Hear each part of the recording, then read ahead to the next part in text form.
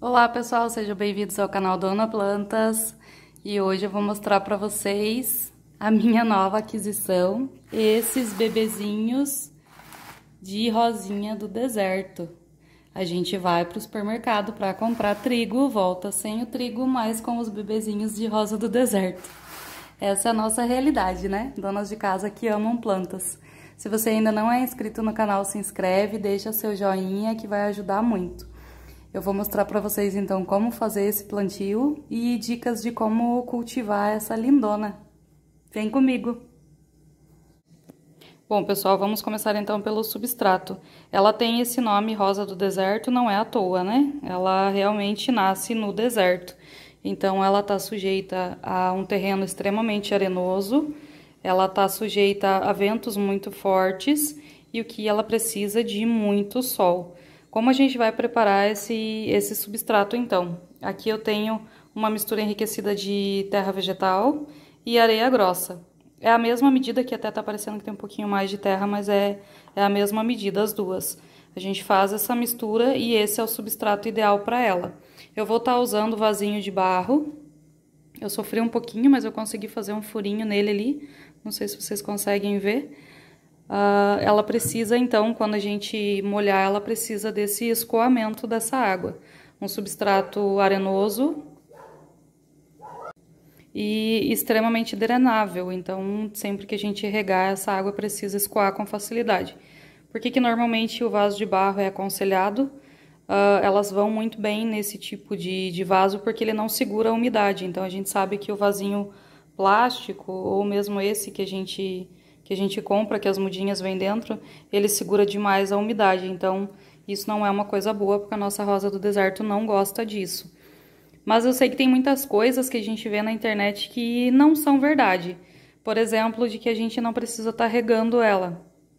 Precisa sim, toda planta precisa de água, então mesmo as nossas suculentas, quem cultiva suculenta sabe disso, cactos também, por mais que a gente não regue toda semana, regularmente, como a gente faz com as outras plantas, mas ela precisa sim de estar sendo regada, principalmente quando elas são assim, esses bebezinhos. Então eu vou fazer esse replantio dela, vou fazer esse plantio dela, vou estar regando abundantemente, vou colocar na minha sacada onde pega sol praticamente o dia todo, das 8 horas da manhã até a hora que o sol se põe.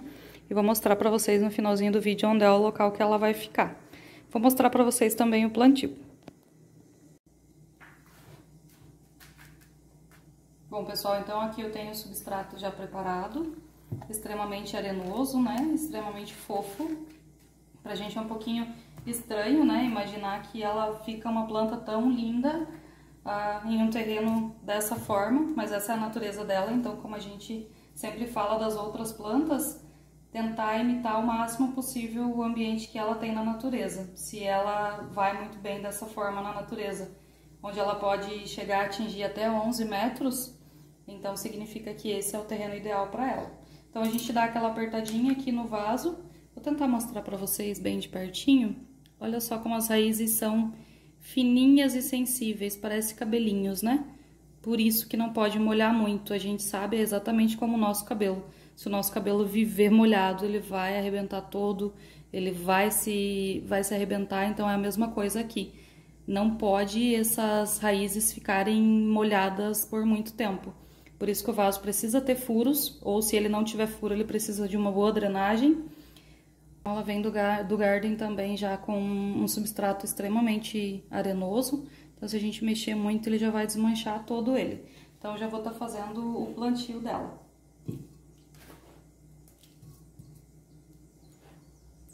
Outra coisa importante de a gente lembrar é que a rosa do deserto vive em um terreno muito pobre, então como ela vive nas areias do deserto, a gente não precisa se preocupar muito com a adubação dela. A adubação 2 vezes ao ano já é o suficiente.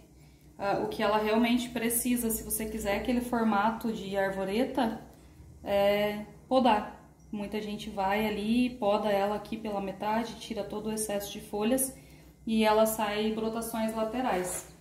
Muito parecido, como eu falei, com o que a gente faz com a suculenta. A suculenta, sempre que a gente vai e tira as folhinhas da lateral, se você de repente cultiva suculentas, você sabe do que eu tô falando.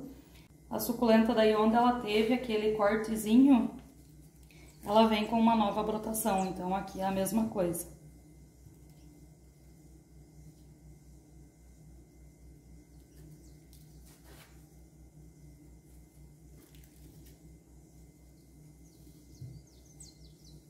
Ó, então ela tá pronta, tá finalizada. Eu vou apenas acrescentar ainda as pedrinhas para que ela fique bonita.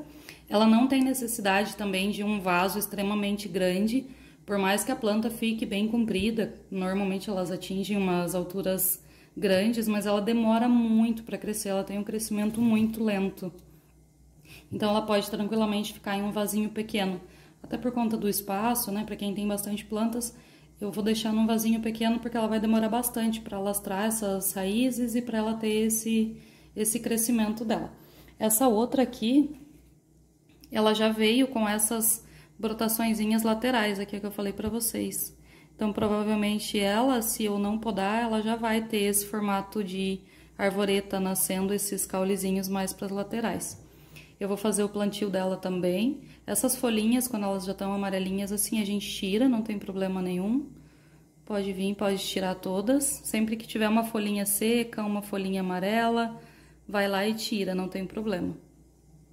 Vou fazer o plantio dessa daqui também e já vou mostrar pra vocês onde eu vou deixar elas. Bom, pessoal, então esse aqui é o local onde eu trouxe os meus bebês de rosa do deserto. Tem alguns cactos aqui, tem uma patinha de elefante, o alecrim, que a gente sabe que ama sol também. Aqui mais um cacto cheio de brotinhos e elas vão ficar aqui. Aqui é um local da minha casa, deixa eu mostrar pra vocês, que pega sol o dia todo. Então, elas vão ficar nesse local aqui. Por que que é tão importante que elas fiquem nesse local? Porque essa parte gordinha aqui delas, não sei se a gente pode chamar de raiz, mas essa parte aqui é que faz a fotossíntese. Não é as folhas como na maioria das outras plantas. O que faz a fotossíntese é essa raiz. Conforme ela vai subindo, a gente já viu, eu vou deixar também no final do vídeo algumas fotos de rosas do deserto, desde pequenininhas até onde elas são encontradas naturalmente no deserto do Saara. Eu achei lindas umas imagens, eu vou colocar para vocês verem. O importante delas não é a folha, e sim esse caule gordinho. Então esse caule, conforme ela vai crescendo, vai saindo para fora e ela faz a fotossíntese por aqui.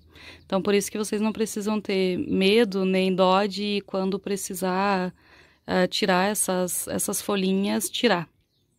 Ela vai sentir muito parecida com o que ela tá na natureza. Na natureza, se vocês repararem no final, nas fotos que eu vou colocar, vocês vão ver que muitas delas nem folhas têm. Elas têm só esse caule bem gordinho e as flores, que é o que a gente espera, né? Essas aqui, então, como eu comprei assim, bebezinhos, eu não tenho nem ideia de que cores são as folhas. Então, agora é só cuidar bem delas e aguardar para ver a floração.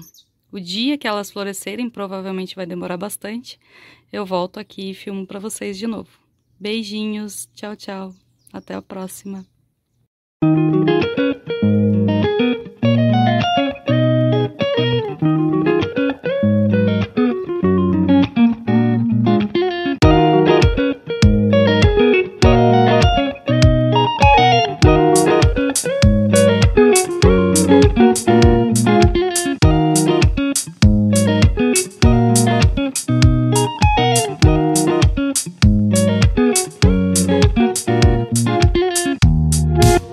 Música